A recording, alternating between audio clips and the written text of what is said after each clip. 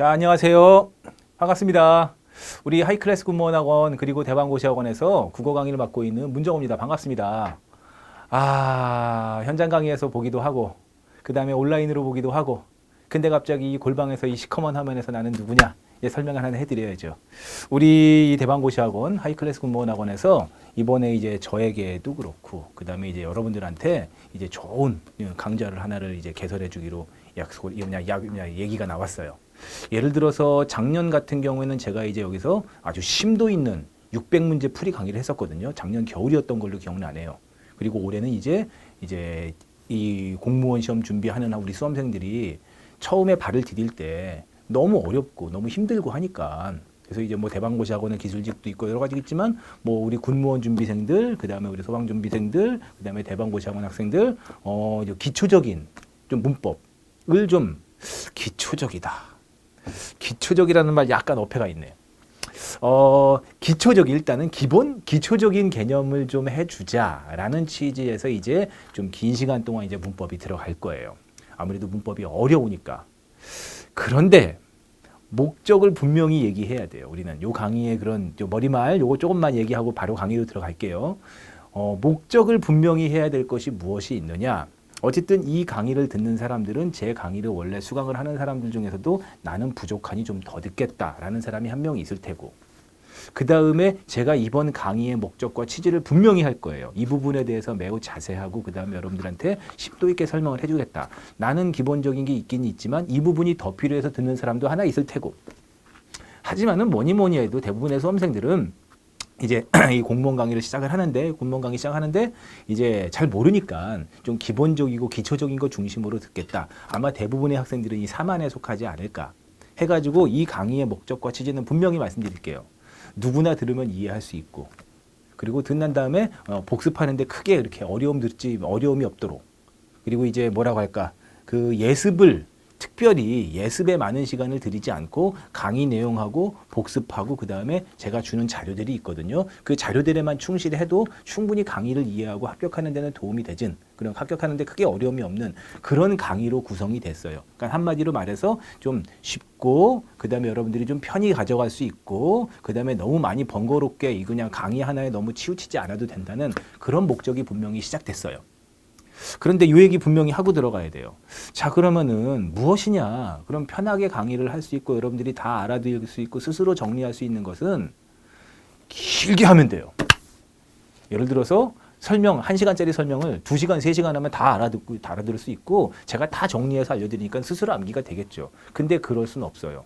문법 강의 하나 갖다가 누가 이렇게 오래 합니까? 적어도 문법 강의를 50강씩 하는 사람이 어디 있어? 요거는 한 20강에서 30강 사이니까요. 그러면 어떻게 되느냐?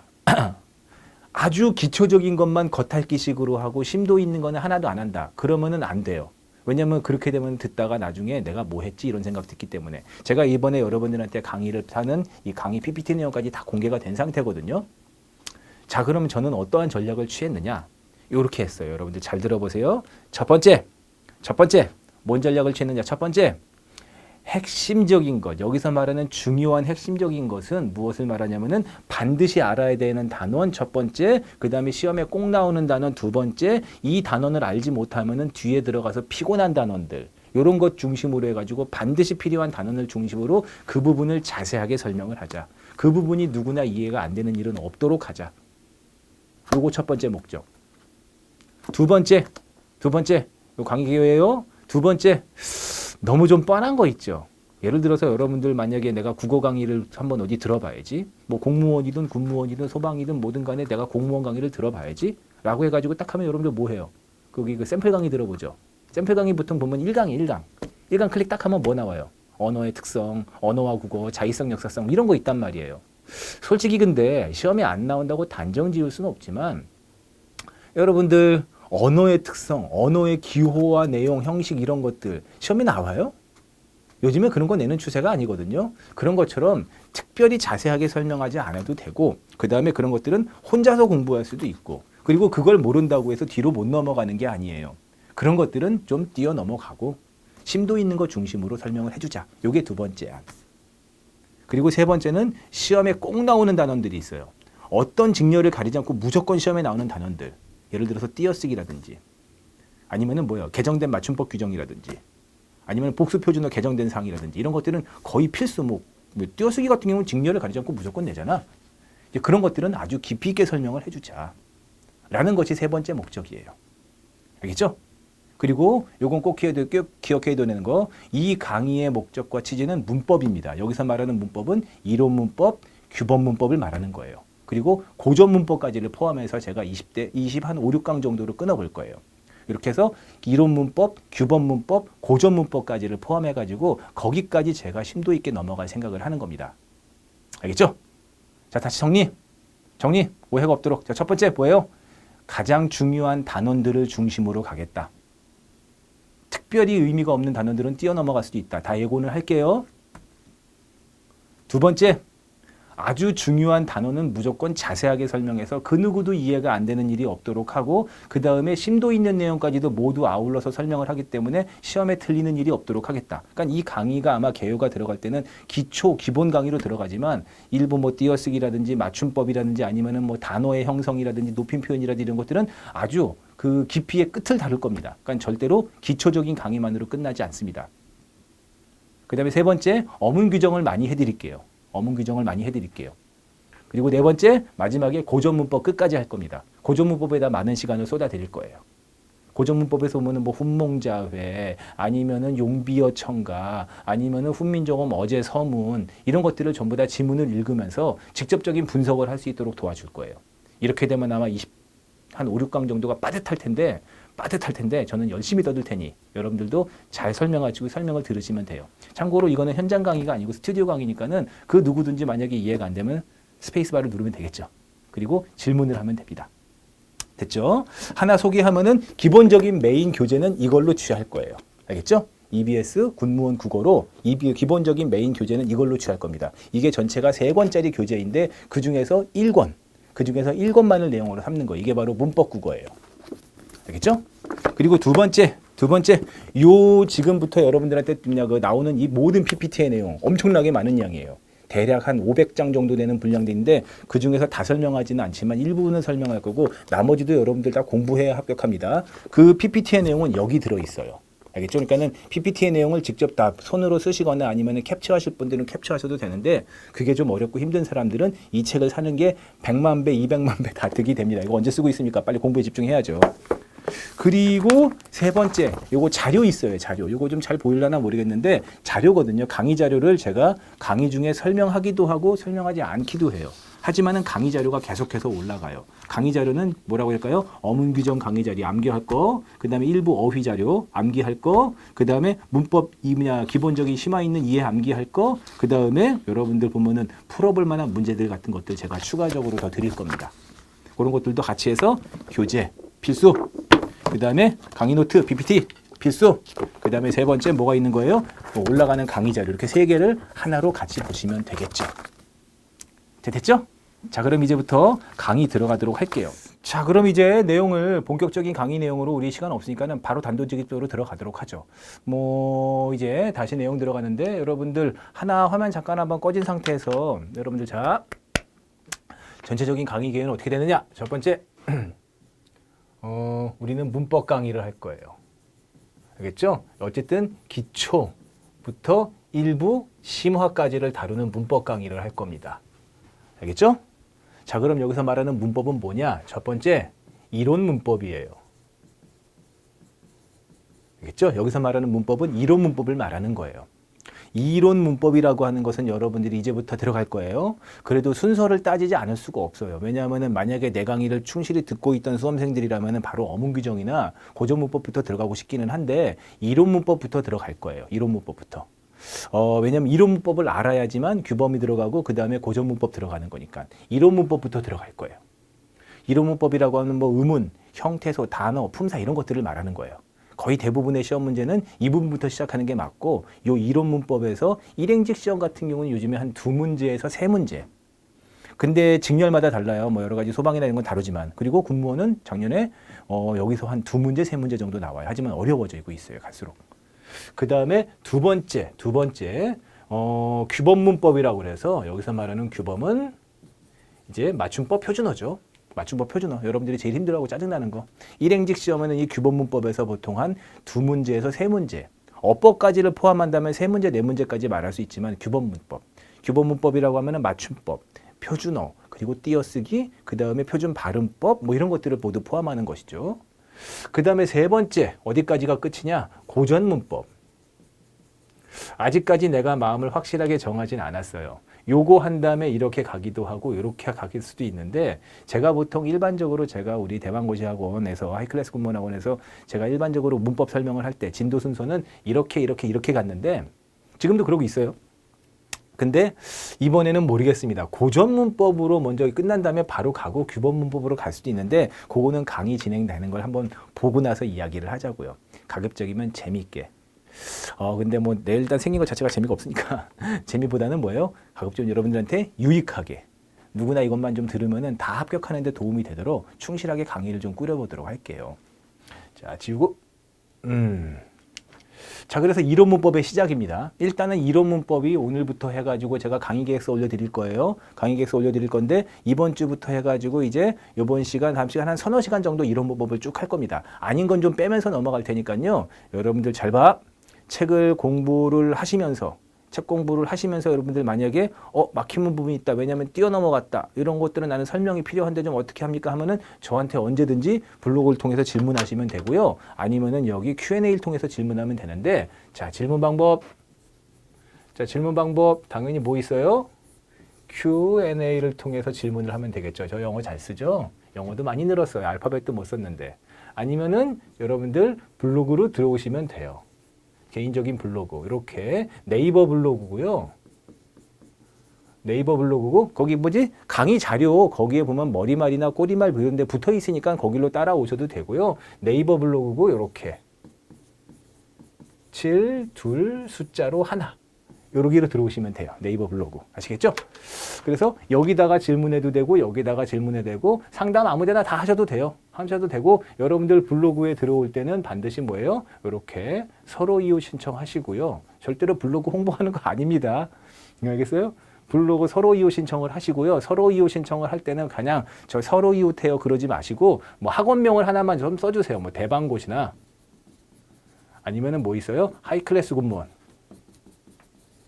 하이클래스 군무원 여기 수강생입니다. 이렇게 한마디만 써주면 바로바로 제가 저녁에 바로바로 다 소유하고 거기서 자료도 받아보시고 그 다음에 지나간 기출문제도 다 다운받아서 볼 수 있으시고 그 다음에 제가 강의 중에 추가로 이런 것들은 오늘 블로그에 올려드릴게요 하면은 저녁에 받아보시면 돼요. 학생들 굉장히 많이 들어와 있으니까는 거기서 블로그 확인해 보시고 어여 들어오시면 좋습니다. 뭐 돈 내라는 거 아니니까요. 블로그 다시 한번 질문은 Q&A 여기에 자료 있어요. 자료는 대부분 여기에로 올립니다. 그 다음에 블로그에 또 추가 자료가 있으니까 그냥 블로그에서 추가 자료 할 수 있고 그 다음에 질문 상담 여기로 다 가능하고 서류 요청할 때는 대방고시 또는 하이클래스 학원 이름을 좀 달아주면서 저 거기에 수강생입니다라고 말해주시면 돼요. 그러면은 제가 저녁이나 그 다음날 바로바로 저기 그 설명 일정 서로 이웃을 갖다가 신청해 드릴게요. 추천해 드릴게요. 됐죠? 자, 그러면은 이제 이론 문법 들어가자고요. 처음에 시작인데 언어의 개념, 주체, 형식, 내용은 그렇게 대단한 게 아니니까 넘어가죠. 알겠죠? 거듭 말씀드립니다. 강약이 좀 필요하도록 반드시 필요한 단원들은 자세히 설명해 드리는데 여러분들 그냥 저를 딱 믿고 제가 시키는 것만 잘 봐도 문법 공부하는데 아무런 어려움이 없다는 측면에서 여러분들 시키는 대로 잘 따라오시면 돼요. 알겠죠? 다시 한번 저는 문정호 선생이고 그 다음에 오늘은 문법 기초 특강이다. 언어의 3대 조건은 그냥 주체, 형식, 내용이에요. 그렇죠? 언어라는 것은 그 언어를 발화하는 쓰는 주체가 있고 그 다음에 그 언어의 텍스트, 형식 예를 들어서 우리 한글, 말 이런 것이 형식이고 그 다음에 내용을 담아야 되겠죠. 내용이 없으면 그거는 언어가 아니라 그냥 소리 지르는 것이 되어 있대요. 어려운 거니까 넘어갈게요. 언어의 특성, 이원성, 기호성, 창조성, 체계성, 규칙성이 있는데 요거는 여러분들 이론서 앞에 부분에 설명이 되어 있는 것이니까는 얘는 넘어가도록 할게요. 절대 막 대충 강의하고 대충 넘어가는 그런 사람 아닙니다. 심도 있는 걸 설명해 주겠다고 한 거예요. 이래야지. 이 얘기 오해가 없도록 한마디 하고 가야지. 제가 좋아하는 얘기 하나 있어요. 이 세상에 제가 참 좋아하는 세상의 이치 중에 하나. 얻는 게 있으면 잃는 게 있고 잃는 게 있으면 얻는 게 있어요. 세상에 그 누구도 모든 것을 다 가질 수가 없죠. 그런 것처럼 제가 여기서 이 부분을 누구나 다 알아들을 수 있게 쉽게 편하게 체계적으로 설명하려면은 그만큼 시간과 뭔가가 더 필요해요. 그럴 거 있으면은 그러기 위해서는 다른 단원에서 누군가가 희생을 해야 되기 때문에 절대로 이 녀석들을 갖다가 버리는 게 아니라 이 정도는 여러분들이 할 수 있다고 생각할게요.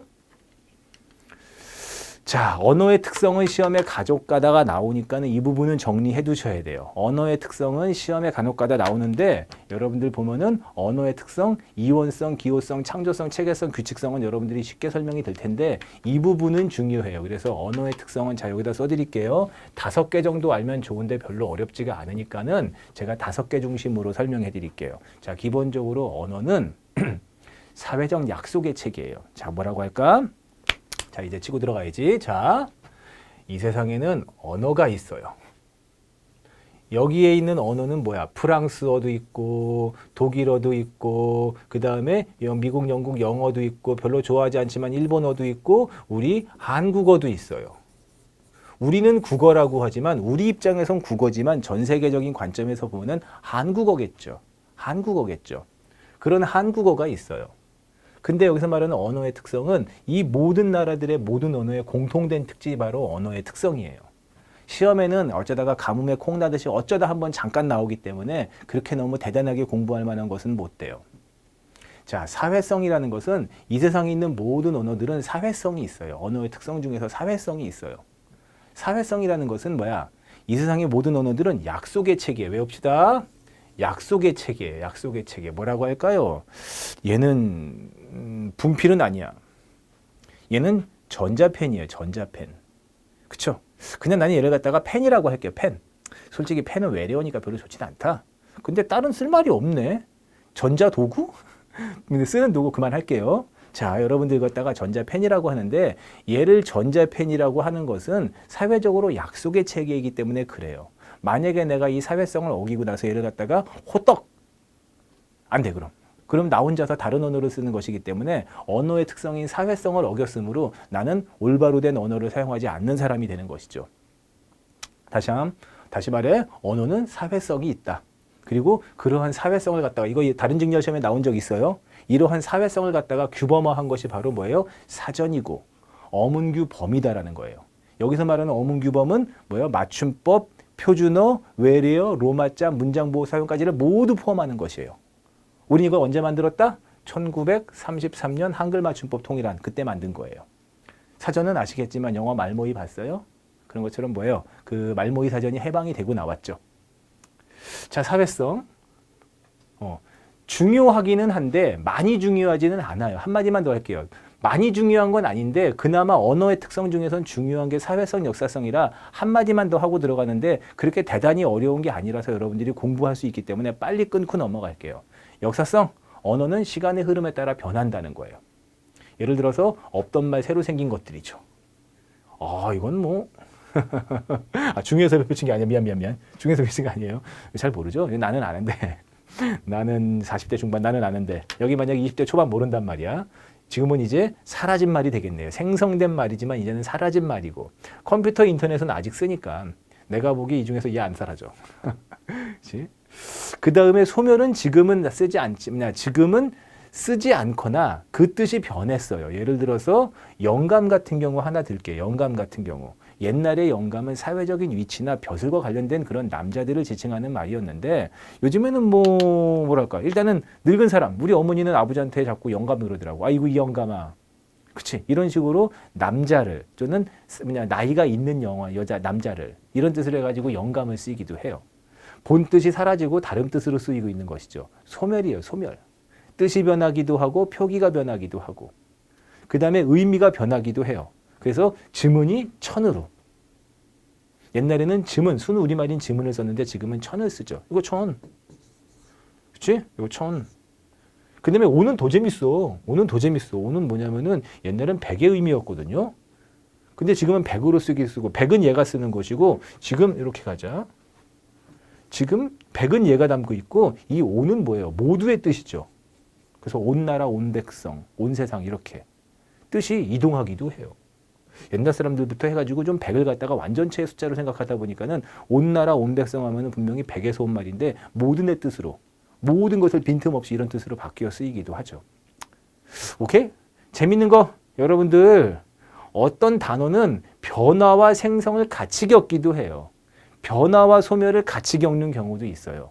우리는 지금 보면은 수학이나 과학처럼 딱 부러지는 과목을 하는 게 아니라 언어라는 과목을 하다 보니까는 정확하게 딱 부러지지 않는 경우가 있어요. 그런 경우들을 만약에 시험 문제에 냈을 때는 잘 반응을 해 주어야 돼요. 어렵지 않죠? 자의성 중요해요. 여기 지금 보면 제가 한 대략적으로 5개의 언어의 특성을 이야기할 텐데 그 중에서 가장 중요한 건 자의성이에요. 자의성. 자의성 설명해 드릴게요. 자, 자의성이라고 하면 자, 나는 아무것도 말을 안 하지 않아. 그냥 언어를 기호를 붙이지 않을게. 세상에 이런 게 있어 보여? 이건 뭘까요? 뭘까요? 구름? 뭐? 하여튼 이러한 내용이 있어요. 뭔가 실체가 있겠죠. 이러한 대상이 있겠죠. 그죠? 이런 대상이 있어요. 근데 우리는 이런 걸 갖다가 인지합니다. 여기서 말하는 인지하는 감각에 의해서 감각적인 내용의 토대를 통해서 인지화해요. 만져보고 그 다음에 냄새 맡아보고 그 다음에 뭐 있어요? 눈으로 보고. 인간은 감각에 의한 동물이니까 감각을 벗어날 수 있는 건 없잖아. 이걸 갖다 내가 이렇게 딱 초능력할 수는 없는 거죠. 그래서 우리는 얘를 이렇게 표기하고 이렇게 불러요. 중국어는 이렇게 표기하고 이렇게 부르고 이렇게 표기하고 이렇게 부른단 말이에요. 각 나라 문화권마다. 근데 이 언어 기호는 아무런 뭐 이유가 없죠. 얘가 이렇게 된 것은 특별한 이유라든지 특별한 인과적인 원인이 전혀 없고 그냥 우연적으로 그렇게 된 것뿐이에요. 아무런 이유가 없어요. 그냥 우연으로 그렇게 된 것뿐이에요. 그냥 우연적으로 그렇게 된 것이거든요. 그래서 시험에는 얘가 제일 많이 나왔어요. 실체 또는 내용과 언어 기호 사이에는 또는 언어적 표현 사이에는 또는 언어적 형식 사이에 아무런 연관성이 없다. 인과적 관계가 없다. 언어의 자의성이다. 이 자자가 여러분들 한 혹시 알아요? 우리 여러분들 사극 같은 거 보면 뭐라고 그래요? 좀 어른이 보면 이런 방자한 녀석을 보았날 때 그런 방자할 자자예요. 함부로 마음대로 하다 이런 뜻이죠. 자기 마음대로 의미를 생성했다 이런 뜻이에요. 오케이? 자의성이라 그래요. 자의성. 어려운 거 아니니까. 그러니까는 만약에 내용을 떠나서 이 내용이 언어와 기호가 되는 사이에는 옛날에 비문학 지문처럼 지문을 준 적도 있어요. 이 내용이 언어 기호가 되는 사이에는 인지적, 감각적 인지 과정이 있기는 있어야 되지만 이것과 이것의 직접적인 관계는 아무런 관계가 없는 우연적인 관계다. 자의성이다. 이렇게 말하면 딱 되겠죠. 그 다음에 2개만 더 합시다. 2개만 더 합시다. 추상성. 추상성. 여러분들 여기서 추상성 할 때 물론 연관성이 없는 건 아니지만 그거 하지 마. 미술에서 추상화. 추상적 인간. 추상적 사고 하지 마세요. 알겠죠? 여기서 말하는 추상성은 여기 있네. 요거. 뽑을 추. 모양을 뽑은 거예요. 모양을 뽑아서 지워줄게. 모양을 뽑은 거예요. 요게 뽑을 추죠. 모양을 뽑아 놓은 거예요. 그래서 추상성이라고 하면 뭐냐면은 하의어들의 공통점을 뽑아서 상의어 만들기 좋아하는 게 전 세계에 있는 모든 언어의 특성이에요. 예를 들어서 사과가 있고 포도가 있고 배가 있고 딸기가 있고 이걸 사러 이제 어머님 또는 아버님하고 같이 마트에 간단 말이에요. 그럼 여러분들이 사과, 포도, 배, 딸기를 다 사고 싶다고 다 얘기하면 아빠, 엄마가 안 사주나? 그게 아니라 뭐야? 야, 말하기 귀찮다. 그냥 과일 사러 가자. 이렇게 언어는 뭐예요? 하이어들을 갖다가 다 말하면은 언어가 경제적이질 못해요. 비경제적이에요. 귀찮죠.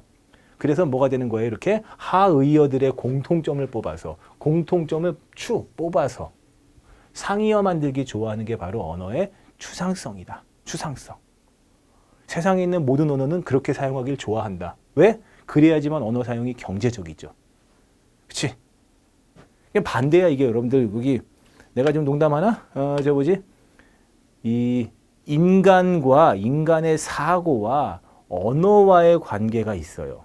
사고가 먼저냐 언어가 먼저냐 이거는 불가분의 관계고 뭐가 먼저다라고 정립 세울 수가 없어요. 어쩔 때는 사고가 먼저여도 보이기도 하고 어쩔 때는 언어가 먼저여도 보이긴 하지만 인지론 학자이들 입장에서는 무조건 언어가 먼저예요. 언어는 이렇게 하이어들의 공통점을 뽑아서 상이어의 개념을 만들길 좋아해요. 피라미드 형태죠. 하이어들은 다양하고 상이어는 구체적이고 다양하지만 상이어는 좀 포괄적이고 그 다음에 수가 적잖아요. 이런 걸 좋아하는 게 바로 언어의 특성 중에서 추상성이에요. 그래야지만 언어 사용이 경제적이고 우리가 좀 더 좀 다양하고 재미있는 언어들을 사용할 수가 있죠. 그리고 분절성은 뭡니까? 언어는 나누고 끊기 좋아해요. 많이 들어봤죠? 스펙트럼의 색깔은 수도 없이 많지만 무지개 색은 7가지로만 분석해 놓고 있어요. 실제로 색이 7개가 아니라 언어가 7개로 나누길 좋아하기 때문에 7빛깔 무지개라고 하는 거예요. 언어는 나누기 좋아해요.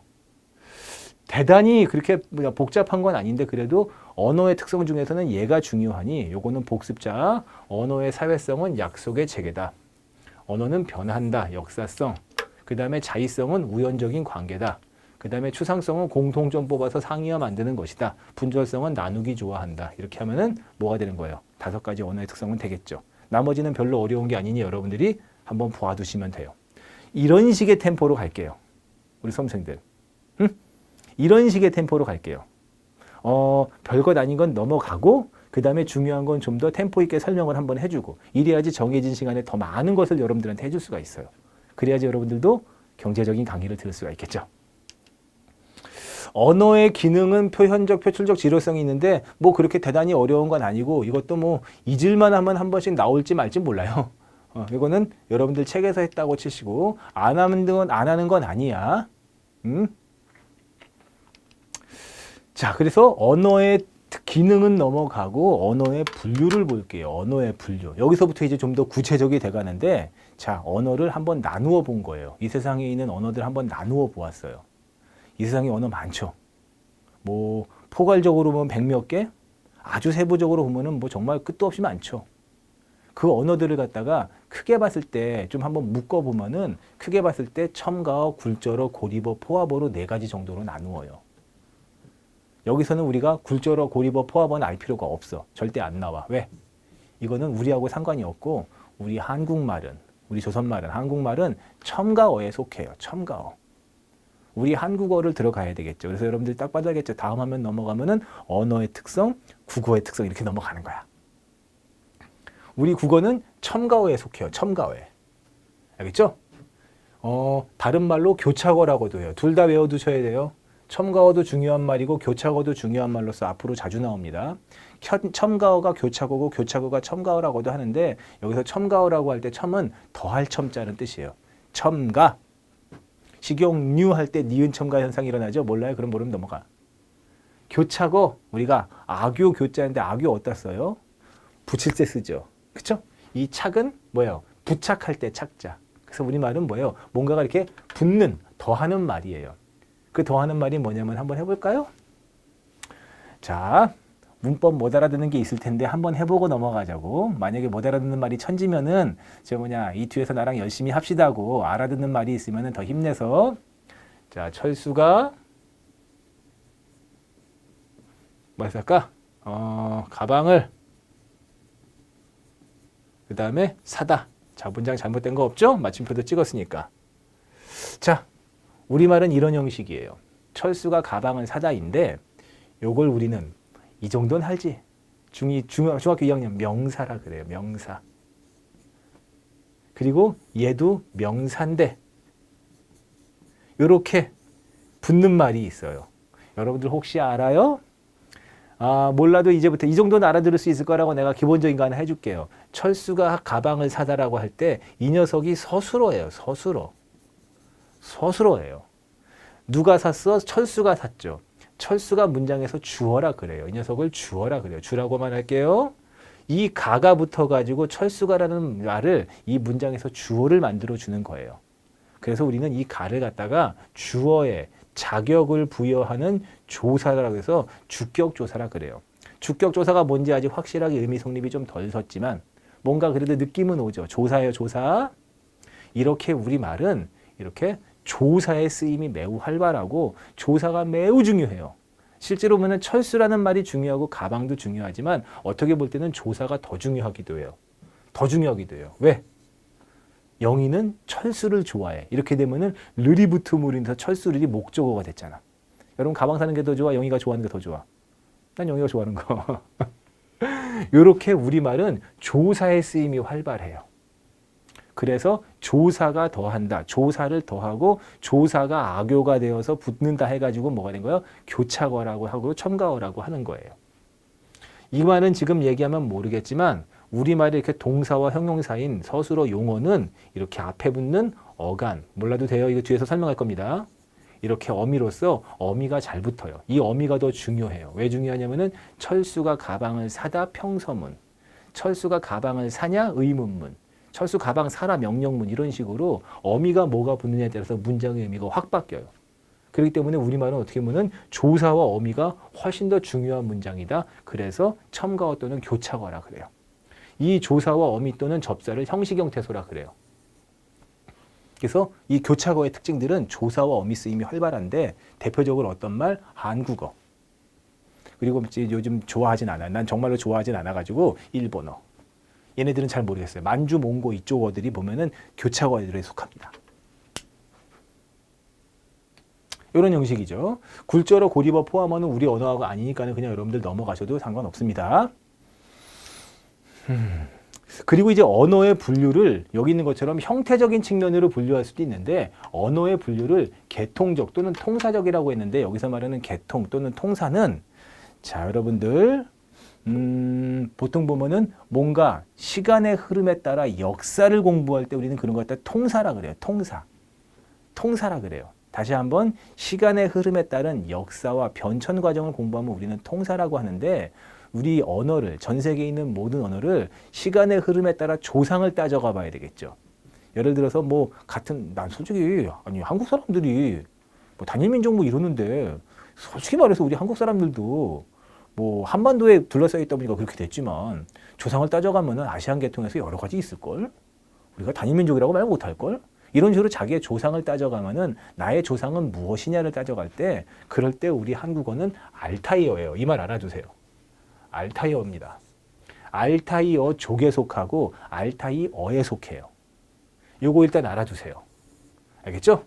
알타이어의 특징은 모음조화나 두음법칙이라는 걸 쭉 이제부터 설명해야 되는데 여러분들이 지금 보면은 모음조화, 두음법칙, 음절 끝소리 규칙, 예를 들어서 관계 대명사 이런 말들을 아직 배우지가 않았어. 오케이? 그래서 요거는 알타이어 어족의 특징이 이러하다는 것을 한번 하나 짚고 넘어가고 이 부분은 우리가 이제 문법을 배워나가면서 하나씩 보자고요. 먼저 1, 2 요놈 배우고 3, 4 이놈 배우는 식으로 해가지고 요 순서대로 문법의 수업을 해나갈 거예요. 앞으로 여러분들 공부 열심히 해야 되겠죠?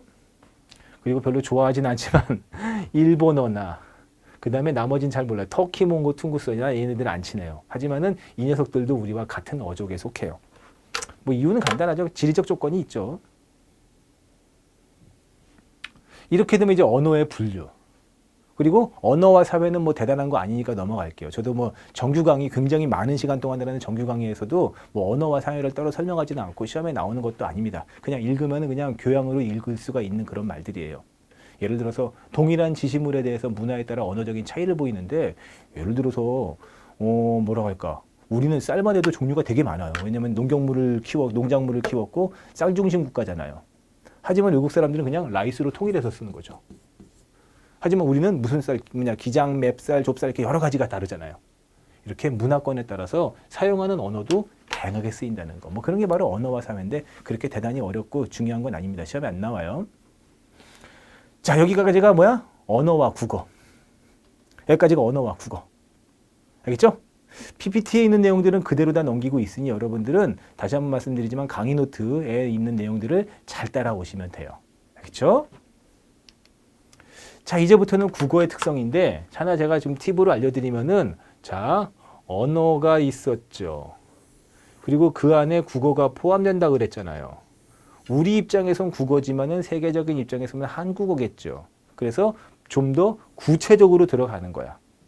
그리고 이제 이 국어의 특성이 끝나게 되면은 국어 중에서도 뭐로 가는 거예요? 이제 국어의 세밀한 하나씩의 특징들을 막 다요. 문법적으로 공부하는 게 바로 본격 문법인데 시험에는 잘 봐. 얘보다는 얘가 훨씬 더 중요해요. 알겠어요? 그리고 국어보다는 세부적인 문법적인 특징들이 훨씬 더 중요해요. 그래서 이제부터 설명이 좀 더 깊어지겠는데 여러분들 이 중에서 지금 보면은 딱 봐. 두음법칙 모르지? 만약에 나 두음법칙 다 알아 그러면은 기초 특강을 좀 잘 선별해서 들어야 될 겁니다. 왜냐면 이제 배워야 될 내용들이니까 모음조화, 음절 끝소리 규칙, 단모음, 이중모음 알아요? 이런 것들이 이제부터 배워야 되기 때문에 국어의 특징을 갖다가 지금 여기서 이걸 다 설명하려면 한참 걸려요. 좀 뭐라고 할까? 아까 알타이어족 설명하다가 한계가 좀 있었죠. 이런 것처럼 국어의 특징을 다 설명하면은 정작 뭐예요? 디저트만 먹고 본식은 못 먹는 그런 상황이 벌어질 수가 있으니 이런 것들일 때는 킵해 두시고 어느 정도 문법적인 설명이 좀 끝난 다음에 다시 한번 묶어서 설명을 한번 해드릴게요. 예를 들어서 하나만 설명하면은 이거는 설명해 줘야 돼. 다음 화면이 있으니까. 잘 봐. 우리 국어는 자, 우리는 언어 중에서도 알타이 어족에 속하면서 교차어였죠. 그러한 우리 전부 다 세부적인 우리 국어는 삼중 체계를 이루어요. 자음, 모음, 자음의 삼중 체계를 이루는 것으로서 자, 첫 번째 어머니 할 때 어로 모음 하나로 이루어질 수 있어요. 첫 소리의 이응은 없는 거다. 얘는 같은 어기 때문에 어문 규정상으로 표기를 할 때 첫 소리에 아무것도 없을 때는 이응을 받쳐 적어주자고 한 거예요. 모음 하나로만으로 음절 이룰 수가 있어요. 그 다음에 뭐 있어? 머니 할 때 뭐. 얘는 뭐예요? 자음 더하기 모음으로 이루어진 말이죠. 자음 미음과 모음 어로 이루어진 말로서 자음 하나 모음 하나로 이룰 수 있어요. 그 다음에 이렇게 지우자. 지웠다. 나 이거 처음 해봤네. 그래서 이렇게 가면은 뭐. 그 다음에 3번 뭐 할까? 엄마 할 때 엄은 당연히 뭐예요? 모음 어. 그 다음에 받침 미음의 자음 으로 이 음절 이룰 수 있어요. 하지만 가장 완성체이자 뭐 좋은 건 아니지만 가장 완성체는 뭐예요? 뭐냐고 이거 하지 말고 뭐 할까? 뭔 말이야? 자음 모음 자음의 자음 모음 자음의 삼중 체계를 이루는 것이 마지막에 궁극적인 체계예요. 알겠죠?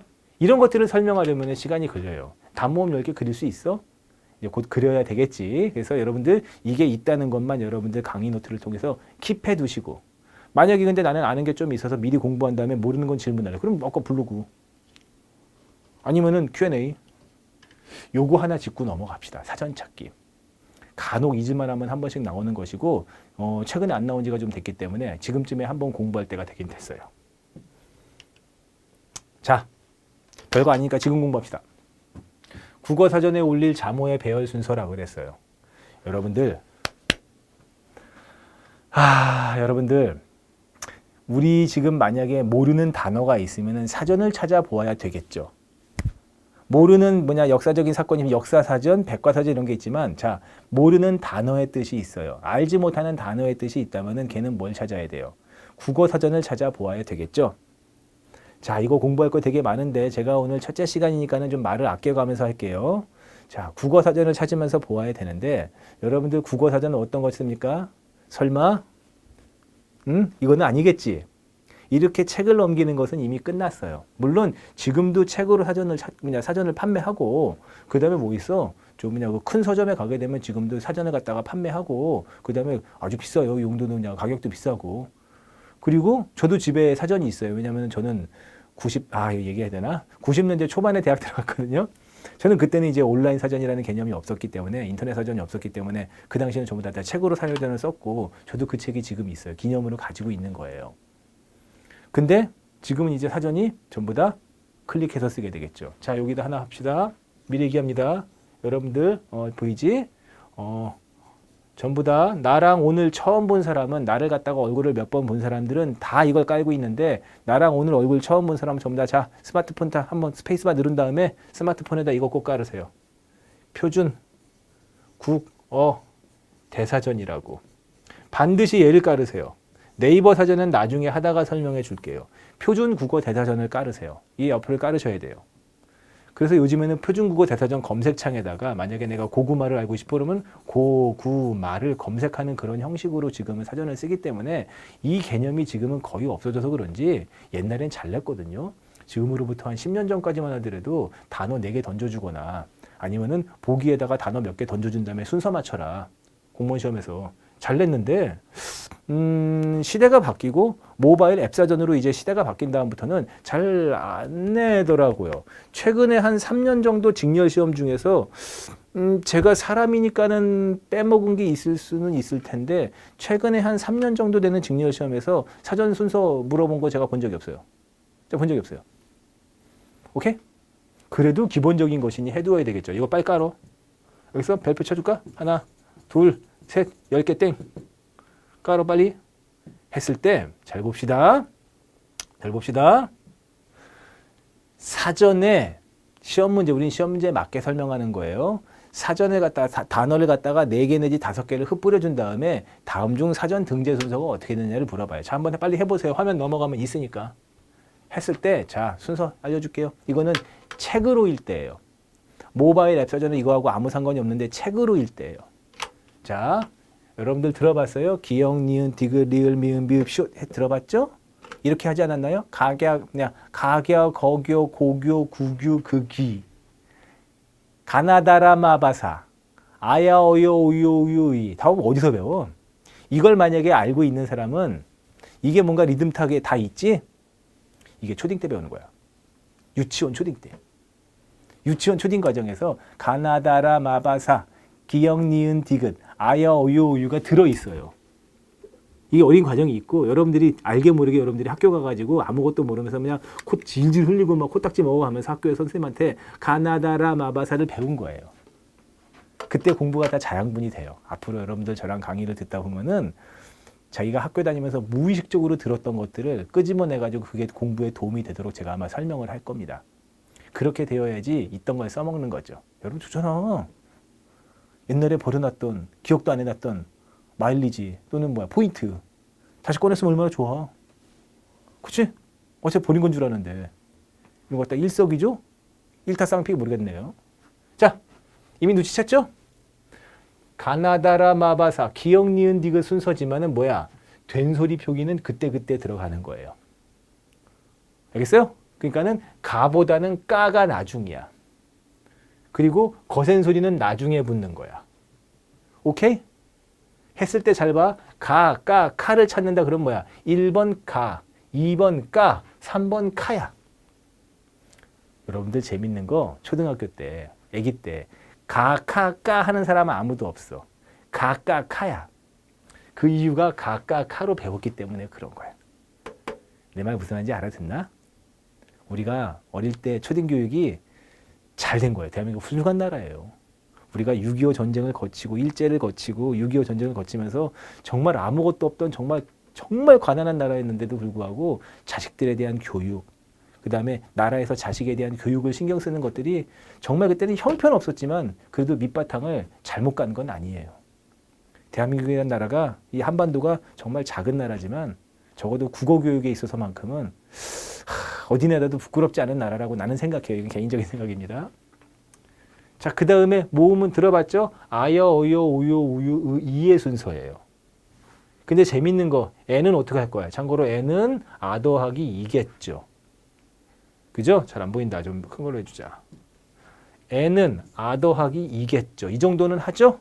설마 애가 이 더하기 어겠어? 그러지는 않잖아. 아 더하기 이기 때문에 갖다가 바로 붙이는 거예요. 알겠어요? 이런 형식을 취하는 거죠. 오케이? 뭐로 볼까? 자, 바로바로 붙이는 형식을 취하는 거예요. 바로바로 붙이는 거죠. 그러니까는 아 다음엔 애가 있을 수 있어. 더 없지? 아 다음에 야 못 붙잖아. 아 다음엔 얘가 되겠죠. 이런 식으로 바로바로 붙일 수 있는 것은 바로바로 갖다 붙이는 거예요. 재밌는 거 얘는 오 다음에 이 뒤에는 와도 붙고 그 다음에 뭐 있어? 애도 붙고 그 다음에 야 전자칠판 좋다. 판서섭할 때 이렇게 막 하면 칠판이 막 엉망이 되니까 못하겠는데 전자칠판은 그냥 깔끔하네요. 이도 붙어가지고 그때그때 붙는 거예요. 오케이? 복잡한 거 아니까 여기서 한번 끊을게요. 자, 봐봐 여러분들. 여기서 한번 탁 끊고 어떻게 돼? 이거나 여러분들 이 강의하다가 뒤에 보면 어문 규정에서 자음 모음의 이름 정할 때 한 번 더 나옵니다. 어떻게 되는 거예요? 이렇게 하는 거예요. 알겠죠? 시험 문제는 어떻게 나와? 보기에서 단어 4개, 5개, 6개 준 다음에 다음 중 기역부터 니은의 순서를 맞춰라. 또는 뭐야? 다음 단어 4개 중에서 사전 등재 순서가 가장 앞인 것은, 빠른 것은, 세 번째인 것은 이렇게 나와요. 또는 아예 선택지에다가 단어를 갖다가 보기에다가 단어를 한 5개 준 다음에 1, 2, 3, 4 중에서 사전 등재 순서가 올바로 된 것은 이렇게 물어봅니다. 됐죠? 별거 아니니까 넘어갈게요. 그 다음에 국어의 특징은 교차어기 때문에 이런 식으로 교차어기 때문에 조사와 어미가 발달한 거 있고 주어 목적어 서술을 이거 뒤에서 다 얘기하도록 합시다. 이런 것들이 국어의 통사적 특징이기도 해요. 오케이? 이런 식으로 해가지고 국어의 특징 들어간 거예요. 자, 다시 한번. 원래는 지금까지가 1시간 넘는 분량이야. 원래 1시간 넘는 분량인데, 자, 여러분들 장담 줄게. 제가 장담할게요. 여러분들 PPT에 있는 내용만 제대로 공부해도 기초 또는 기본 국어로서 아무런 어려움이 없어요. 이거 PPT 있죠? 여러분들 거기 그 강의 노트에 있죠? 이거 PPT 저랑 여러분들 국어에 대해서 문법에 대해서만 할 강의가 한 500장 정도 가까이 되거든요. 이것만 제대로 해도 여러분들 이 강의 이거 돈 내신 이 강의 정말로 알차게 쓴 거예요. 제가 지금 여기서 빨리 설명했는데 이 정도만 알아들었고 내가 지금 이 정도만 해도 되나? 물론 할 거야. 끝도 없이 많겠죠. 하지만 이 정도만 알아들어도 언어의 특성, 국어의 특성은 할 만큼 했으니 걱정 안 하셔도 돼요. 오케이? 자, 그럼 우리 언어의 특성, 국어의 특성 했으니까는 좀 더 세부적인 것들로 더 넘어가도록 하자고요. 오케이? 자, 해서 국어의 의문체계. 이제부터 좀 본격적인 내용으로 들어오는데 오늘 제가 몇 시간 아마 옷이 지금 옷 바뀌면은 요일 바뀐 거예요. 옷 바뀌면은 와가지고 제가 1시간 촬영하고 집에 가지는 않잖아요. 보통 보면은 EBS도 마찬가지죠. 저 EBS 가더라도 EBS 그거 하루에 가서 다 찍는다. 이틀 찍을 때도 있는데 그 EBS는 근데 1시간마다 옷 바뀌지. 그거는 그 EBS 그 스튜디오에서 그 옷을 이렇게 구쭉 바꿔준 거예요. 그 뭐냐 분도 발라줘. 분이란다 파운데이션. 하여튼 자. 옷 바뀌지 않았죠? 아마 제가 오늘 옷 바뀌기 전까지 이 옷을 어디까지 설명할지 모르겠는데 아마 제 생각에 오늘 제가 와가지고 강의하는 부분에서 아주 심도 있게 어려운 거는 하나 정도 설명할 거예요. 그리고 오늘 설명하고 다음번 강의 설명할 때 매우 어려운 게 막 나올 거예요. 여러분들 지금 이거 1시간 한 거 갖다가 죽겠네, 미치겠네 하면은 안 되죠. 자, 기본적인 거 설명하고 좀 했다 갈게요. 자, 의문 요거는 외웁시다. 기본적인 사항은 알아둬야 돼요. 단어의 뜻을 구별하는 의문이라는 거 말하는 거예요. 가장 작은 소리의 단위인데, 자, 의문이 뭔지 설명을 한번 해봅시다. 자, 이렇게 가면 좋겠죠. 보이시죠? 곰이 있어요. 이게 또 경계에다 썼니? 자, 이렇게 곰이 있어요. 곰, 반달곰. 했는데 자, 감이 있어요. 이상하게 나이 먹으면 감 좋아해요. 옛날에는 감 싫어했어. 뭉클뭉클해서 싫고 그 특유의 그 향내 나는 그 단맛이 별로 좋아하는 단맛이 아니었어. 내가 20대 초반까지는 단맛은 뭐냐면 해도 칠성사이다? 그 다음에 뭐 있어? 나는 무조건 이거 이름도 근데 그거밖에 없으니까 코카콜라. 난 펩시 안 좋아해요. 펩시는 이상하게 달기만 해. 자, 감이 있었어요.